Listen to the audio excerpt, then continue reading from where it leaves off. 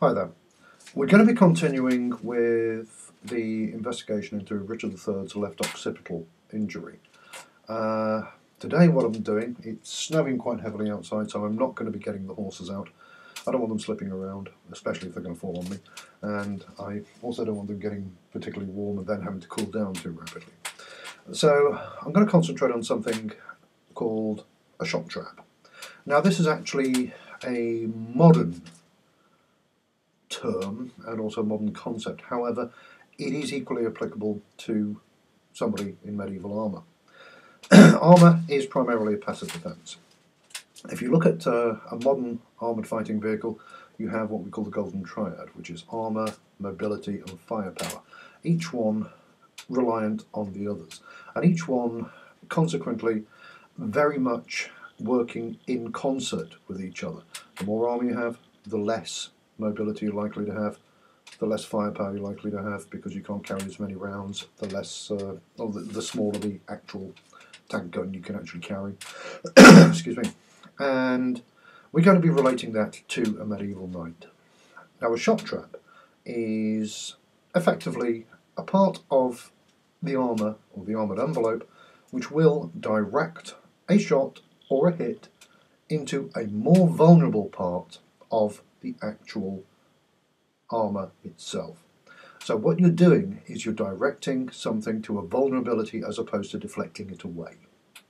Now, armour works on a passive system whereby you hit it, you can't get through.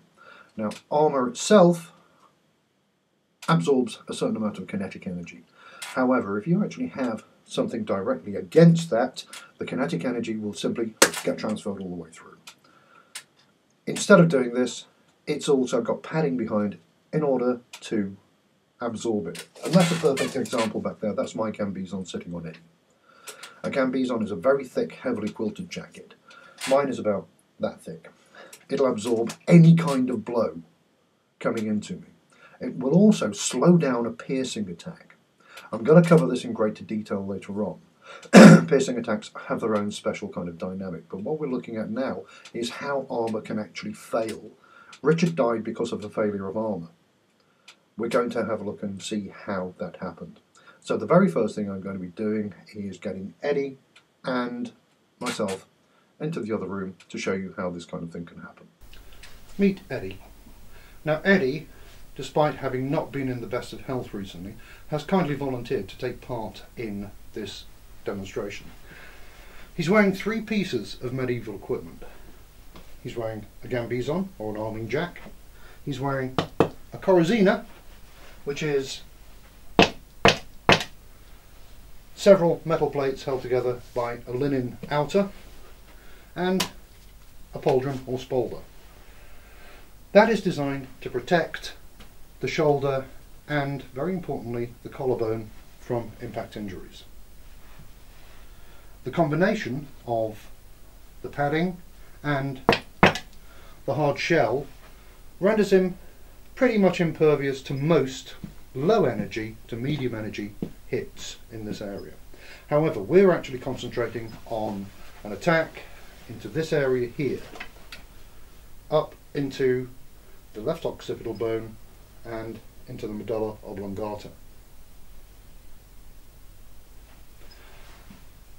He's now about to wear a fourth piece of kit.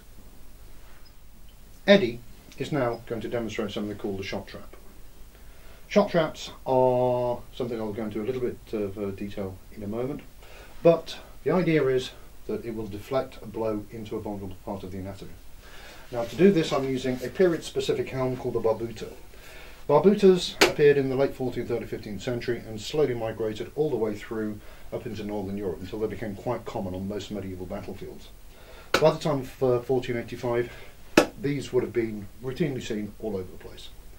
I'm not suggesting that Richard was actually wearing one of these, but it does sit slightly deeper than a sallet would.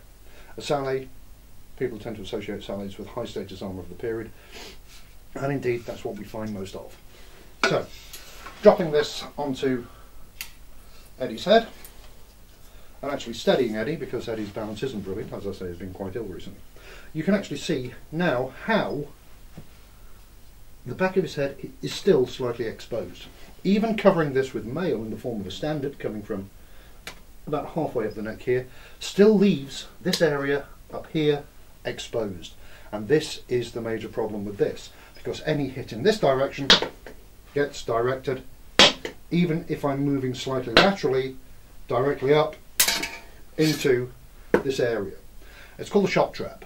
Shot trap from modern armoured fighting vehicle design, where a shot is deflected from one point into another more vulnerable point. If it's deflected away, it's not a problem. Deflected into the soft pulpy stuff up here, it's very much a problem.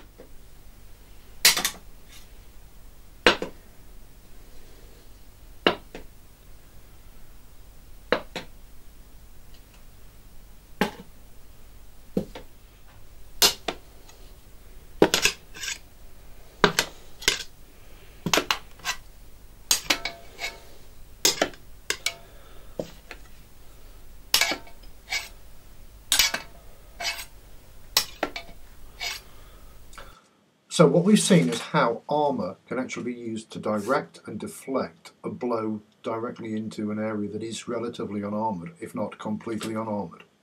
Now, we've done this with a bollock dagger, which is one of these. This is the weapon I was actually using in the demonstration.